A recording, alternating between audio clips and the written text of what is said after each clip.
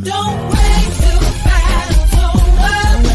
Don't wait till the struggle ends. Shout now, shout now, right now. Shout now, shout now. Don't wait till you make. Welcome to the PHILLIP Show. Grab your coffee if you haven't already. So as you know, I love to drink coffee.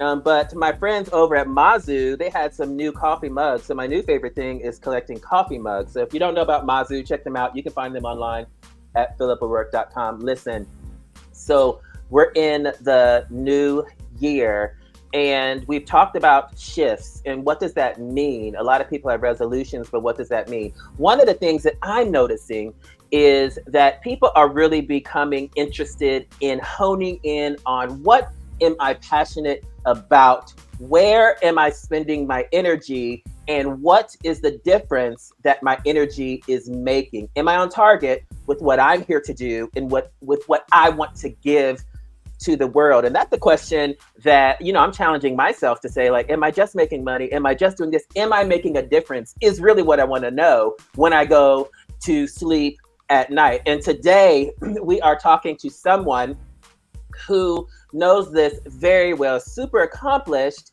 but we're looking at what is really going to make the difference and where are my passions leading me. Angelicas Norton is here. She's the creator of the Poverty Experience, which is a simulation where participants get to experience a day in the life of an individual living in poverty. She's a speaker, an author, an entrepreneur, a trainer, a facilitator, and she's on the PHILLIP Show. Angelica, hi.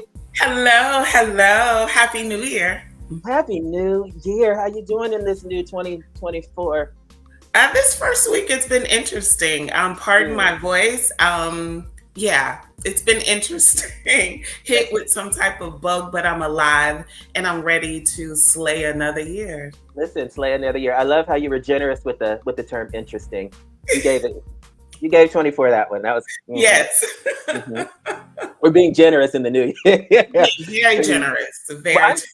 I'm so glad that you are here. If you all don't know out there, if you're listening or if you're watching on Roku, Angelica and I, we were talking before the show started, and we were talking about, what does this year bring, and what are our passions? Where are we? What does this mean? And Angelica, for you have such an interesting career that is colored with so many accolades and just so much stuff. I'm so interested to know, where did you get your start? How did you get started in being so passionate about, just because you're clearly passionate about everything you do, because you succeed in whatever it is. So Where did you get your start?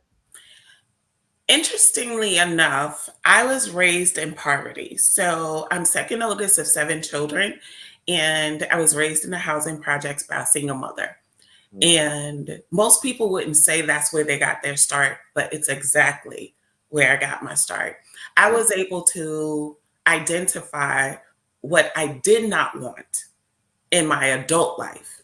And then I was able to plan out how to achieve certain goals so that my outcome did not reflect my childhood. When did you, as a young person and, matriculating just through life and experiencing so many different things, when did you flip the switch and say, I will not experience this when I get older? From the beginning, from as far back as I can remember, I remember wanting to try out for the cheerleading squad. We had what you call Parks and Rec. Okay. So it's like parks, but recreational. You can join certain teams. It could be the track team, the softball team, cheer team. And there were always tryouts. And there was a certain financial obligation as well, which growing up poor, my mom really didn't have the money. So I had to excel and exceed in everything that I did in order to be a part of the things that I wanted to be a part of. So my mindset, even as a young person, and I even wrote about this in my book, Divorce and Poverty, how I put my best foot forward in everything that I've ever done. I worked hard. I knew that if I worked hard, I knew if I trained hard, I knew that if I gave it 100% of me, that I would be successful. I would achieve the goal. I would make the team. Mm. From then, I've always had that mindset. It's Yeah. work hard. It's work hard. Give it my best. What I don't know, research it, self-educate. Where there's a will, there's a way. And I was this really weird kid. Like, I'm telling you, I was this weird kid because I knew that it started then. If I was going to make it out of the housing projects, if I was going to change the dynamics of my life, that it had to start with me. Don't ask me how I knew that. The Right. only thing I can say is that it was the Holy Spirit. It was my footsteps were ordered. Like God rested his hand on me, and he's just like, you're not meant to fit in. You're not meant to be like everyone else. I've called you, I've set you aside to do something different, to do something greater. And I took that. I received it, I believed it, and I ran with it. Yeah, you did. Yeah, you did. Yeah. One of the things that that's so interesting in what you said was you didn't know how. It's like, I know what I want to see happen. I know the change that I want to see, but I don't know the how. And listening and looking at a lot of the accolades that you have and some of the places that you've stepped into and spoke life into those places, a lot of it is around helping people to understand the how and the why, whether it's being an author, whether it's being an entrepreneur, specifically when it comes to the poverty experience. You create these opportunities for people to not only see that there's an issue, Right. but to see that there might be a why or a how to it. When it comes to poverty, I know that that's sometimes a very sensitive topic for people to have, to experience, to really draw from those memories. But it's also a sensitive topic for people to understand how it impacts others if it doesn't impact them directly. Right. What have you learned in that area when it comes to, like, some people just don't get it until they kind of get it? Right. It's definitely not an attractive topic. And a lot of people shy away from it because of various reasons. Either they experienced it and they want to forget it. They know someone who's going through it. And sometimes we refrain from speaking our truth because it sounds ugly. The word is ugly to a lot of people. But for me, I find hope in the word poverty. So I don't believe that I'm ugly. I don't even believe that my past is ugly. I believe that it's the cards that I was dealt, and I believe that I played the hand that God gave me so that I can coach, teach, educate, and inform others on how to do the same. Do you think there's a disconnect when people who have not come from poverty try to find either solutions or even understanding when it comes to how to, I don't want to use the word manage because people don't need to be managed, but address or, like you said, empathize? Like I said in the beginning, a lot of people just don't want to deal with it. Mhm. They do not find it attractive. But then there's a group of people who turn a blind eye to it. We don't want to believe that it exists, not in the way that we think that it exists, not in the way that someone who's experiencing it or living it expresses it. Because we don't want to believe that it's happening in America. We don't want to believe that real, true poverty is happening in America. And I'm not talking pandemic poverty. I'm talking even before. I'm talking 1972 when I was born poverty. I'm talking 1982. I'm talking 92. Poverty is poverty and it exists all over the world. You have homelessness, you have individuals who are simply displaced. You have individuals living paycheck to paycheck. You have individuals with not enough resources, education, to pull themselves up out of poverty. There are different levels and stages of it, but yet it's still not enough. That's basically what poverty is. It's a lack of. For you in your life, and for everything that you're doing, it seems like, and this is just me listening, it seems like this would be such an emotional area to step into. You know, it would just be so, I don't want to say it's the hard road because it's the road that you're passionate about, but it just seems like the emotional road. You know, like I said, you're an entrepreneur, you're an author, you're a speaker, you're da da da da. But to pick this, what are some things that you had to really see and overcome in order to advocate to the capacity that you are for people in poverty? One of the biggest things is divorcing people's opinions. Mm. That's really important. You have to divorce people's opinions of you.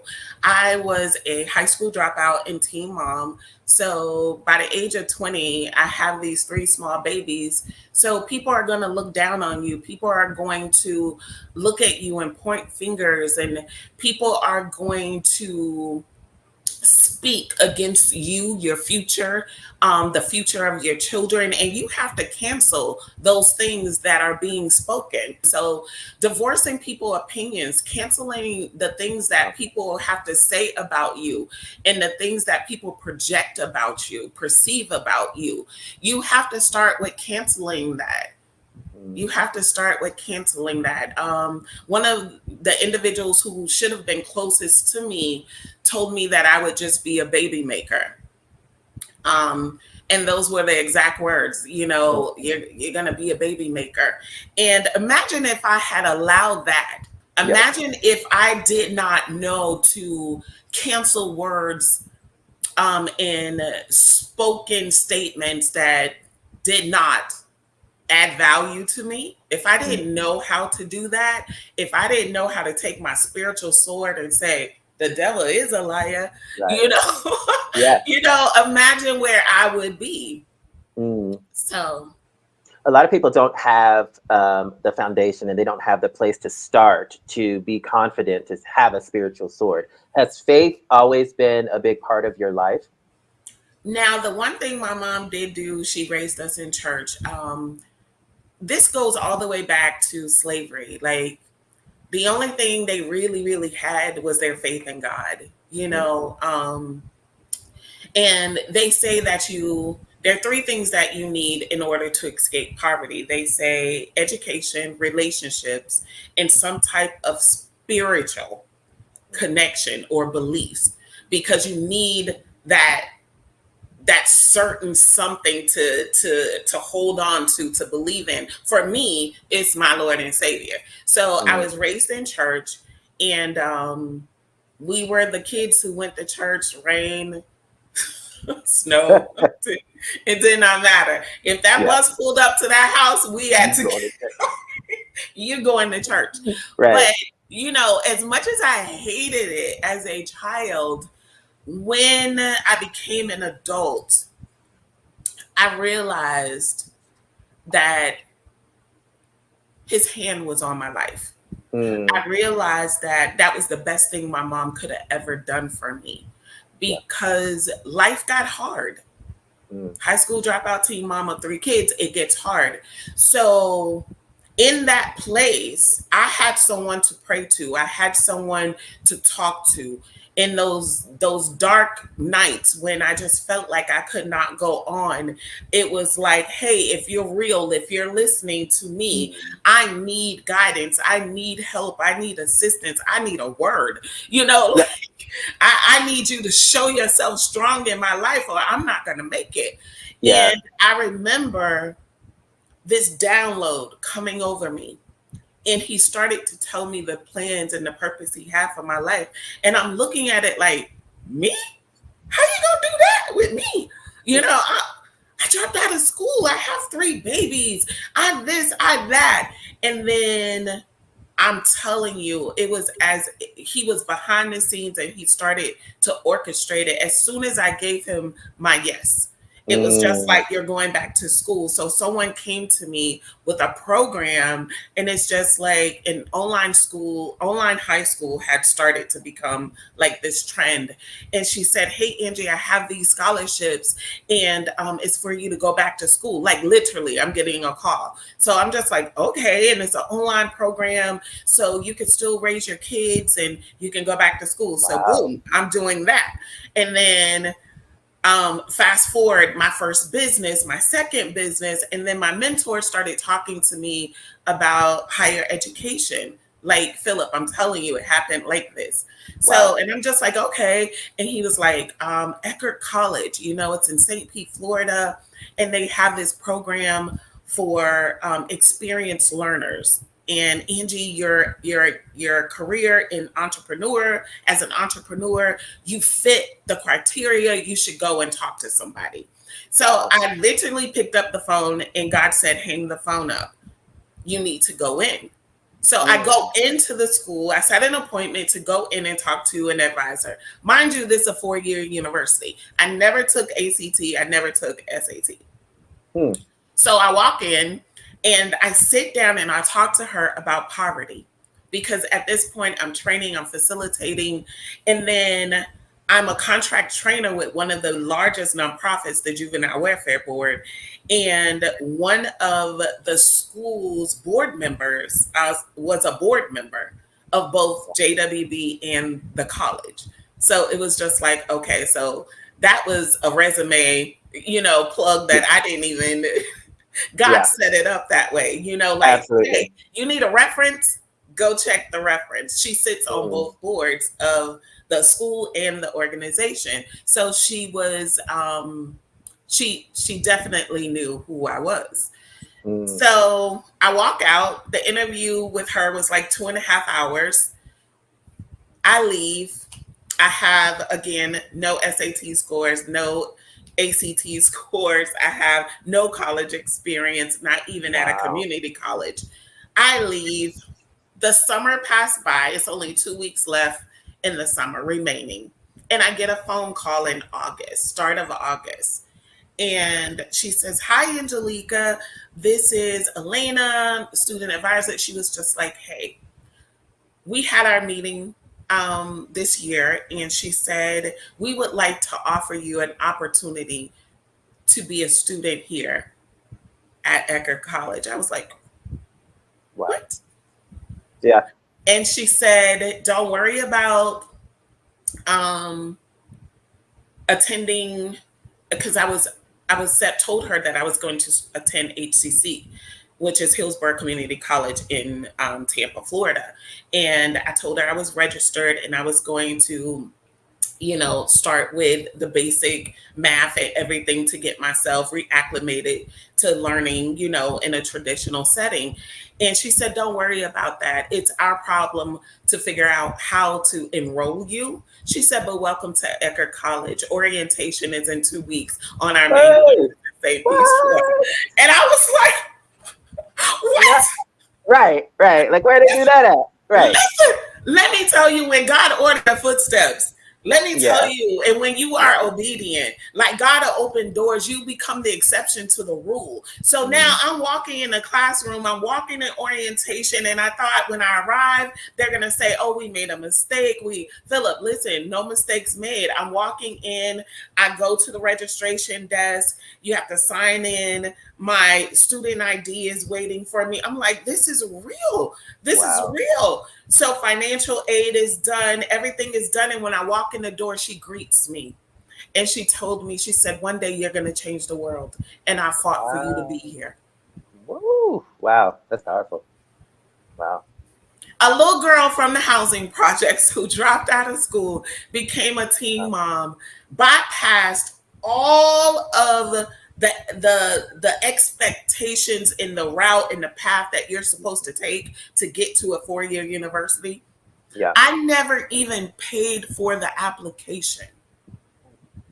I'm so happy for you, and I'm sick of you. So happy for you. Like, I never even paid for the application.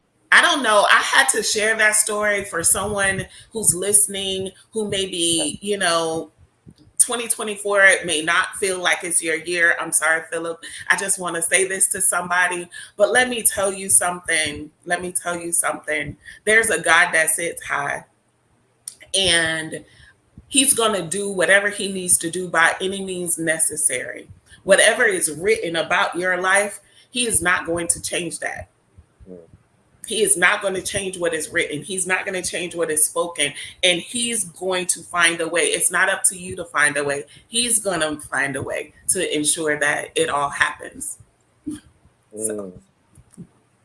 Yeah, that's powerful. That's very powerful. Thank you for sharing that. There's power in obedience.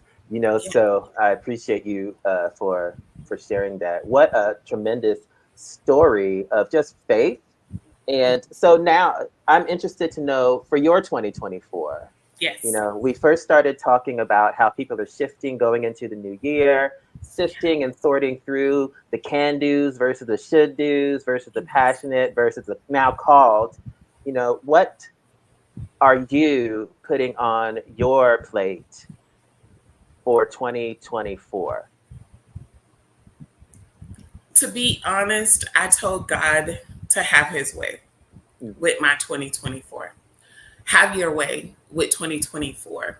I gave you a yes, and that yes means have your way. I don't want to put things in place. I don't want to plan. Now, there's certain levels of planning that is required, like being on your amazing show this year and opening the new year. I know there was interviews before me for 2024, but I'm just going to take it like I just opened the year on the PHILLIP Show. That's how I'm going to take it. Welcome to 2024. So, yeah, and I'm just like, God, have your way. So wherever you send me, I'll go. Whatever you need me to say, whatever you need me to do. And I think now that I am in alignment with that, there's no telling what's going to happen. Like I have no clue. Like, if he wants me on a talk show, if he wants me to go back to podcasting, if he wants me to travel the world and, speak on the state of where we are as a country, as global poverty and everything that's happening since the pandemic, the cost of living, the effect that it's having on the poor, the effect that it's having on the Black community as a whole, and people in general, whatever he has me to do, I've given him a yes. So have your way. So you may see me doing any and everything, but I'm gifted. And he said that your gift will make room for you. So wherever a door open for whatever gift that I carry and possess to show up, that's the gift that I'll show up and I'll give to the world, or give to the masses, or give to the individual in whom I meet at that moment, at that time, who needs whatever it is that I have at that moment. I love that. Whatever you've given the yes, everything else is just extra. I'll do it. Yeah. The answer is yes. And I'll do it. That is wonderful. It seemed a little unorthodox, but I mean, unless you came up in church, that makes total sense. You know what I mean? Like, that makes total sense. There's all kinds of songs about it. I say yes, whatever to your will. To the spiritual virgin ear, it may sound like, oh, she's all over the place. She's not organized. But one of the things you mentioned earlier is you spoke about accolades. I study to show myself approved. I don't touch anything unless I master it. And my level of mastery is ensuring that wherever I am, that I can speak intelligently about the topic, about the subject, about the industry, about the niche, about what it is that I do, and that the information in which I share with you is not Google. You can't Google it, because I weave my story, I weave my experiences, I weave my truth and my God in it. So therefore, it cannot be duplicated. Yeah.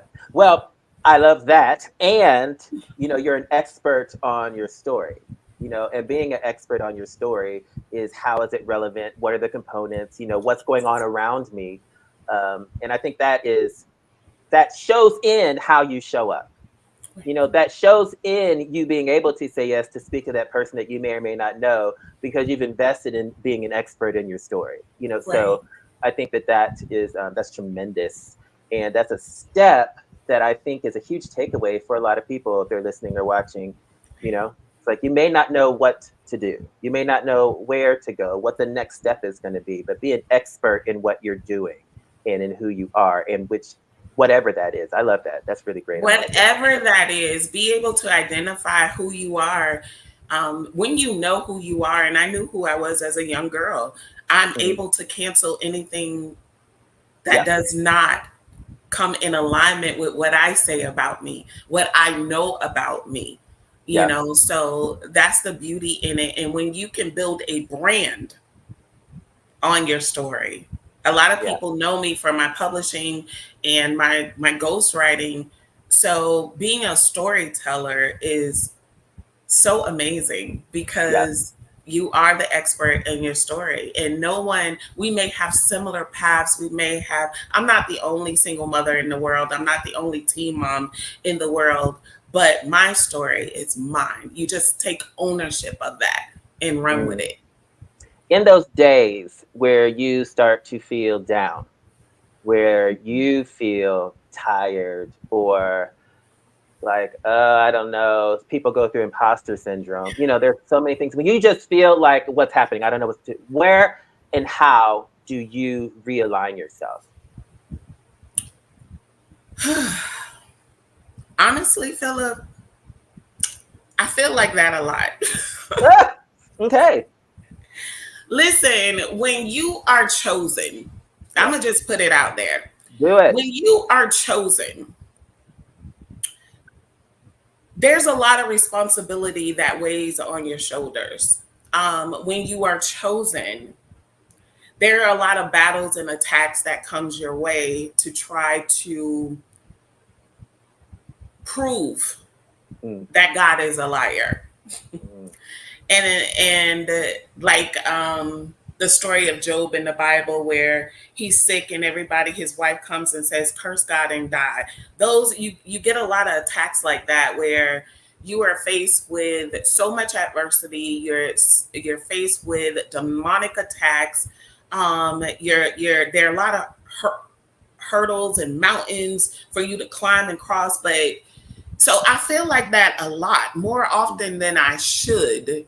Or that a normal person should. So to a lot of people, it may seem like Angie is always going through something, but when you're chosen for greatness, you're gonna always go through some things because God is constantly molding you and elevating you. Your faith has to go to new heights. Your trust in Him has to soar, in order for you to open the next door, to reach the next level.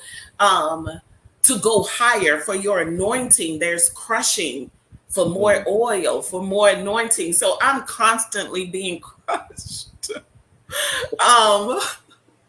But because I know that, I say, though you slay me, yet I trust you.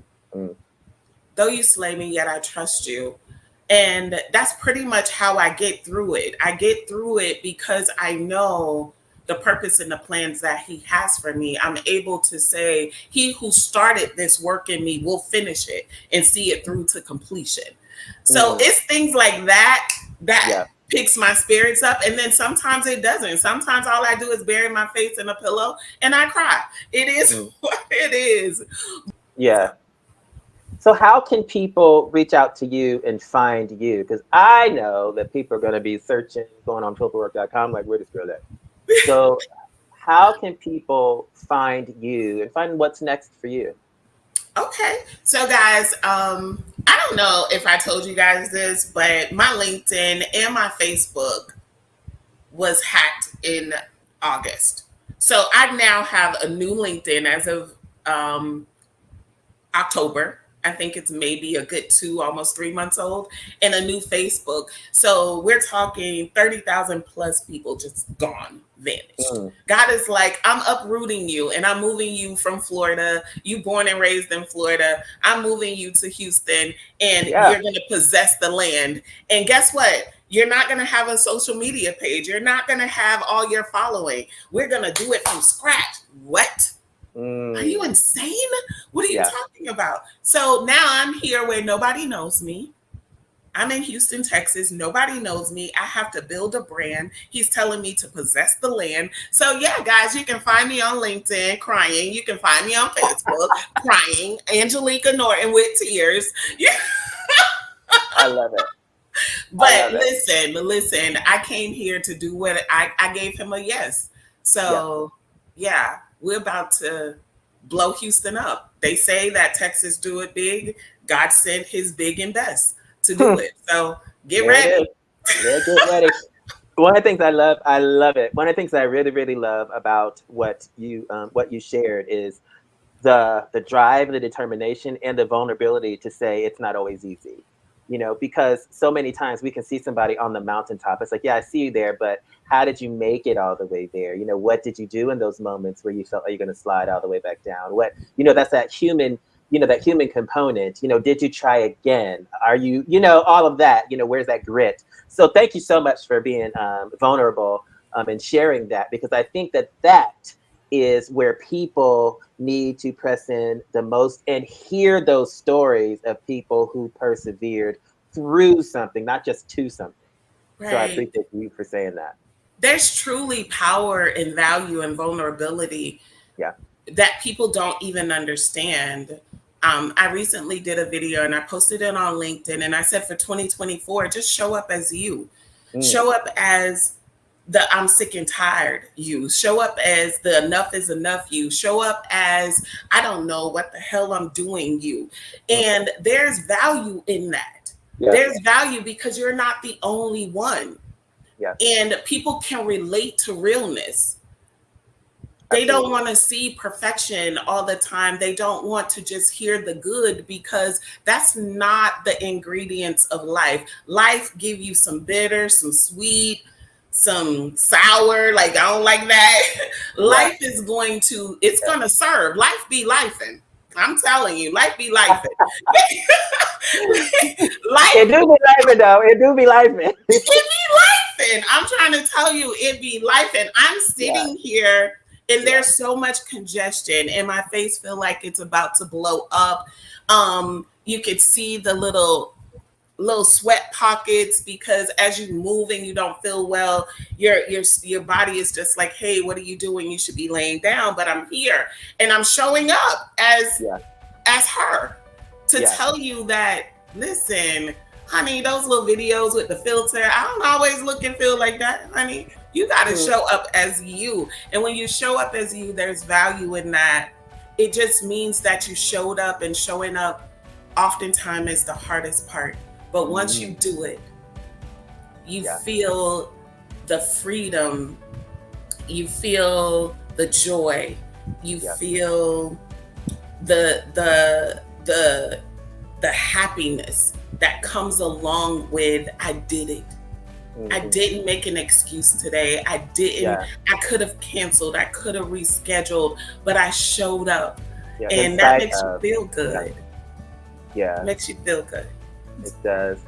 Angelica, thank you so much for being here and being awesome. Oh, no, thank you. You are so freaking adorable. And thank you for all my life hacks that you gave me that I'm going to implement in my 2024. Listen, plug it on in. Yes. And I'll make sure that I get all of your information and put it up on the website so people will be able to just follow along with whatever the newness is. They'll be able to take that step follow with me. you. Yeah. Just follow me and stay tuned, because I'm not in the driver's seat. God is. So. And it sounds like it's going to be an incredible ride. So I look forward to it. Thank you so much. Thank you. So that's Angelicas Norton. Listen, I don't know if you're excited, but I just got motivated in so many different ways. One of the biggest things is show up as you. I really love that, because people are dynamic, our situations are dynamic, our emotions are dynamic, and it's not about trying to foster, fake this, fake that. I'm just going to show up. That's my goal. I'm still going to show up no matter how I feel. And I know that if I show up greatness will be on the other side. So maybe today, wherever you are, you're just trying to figure out how to do whatever it is. Just show up and then let life work its way out. Thank you so much to Angelica for being here. Visit phillipo'rourke.com for more. And as usual, you are the best you in the world. I will see you next time here on The PHILLIP Show. Don't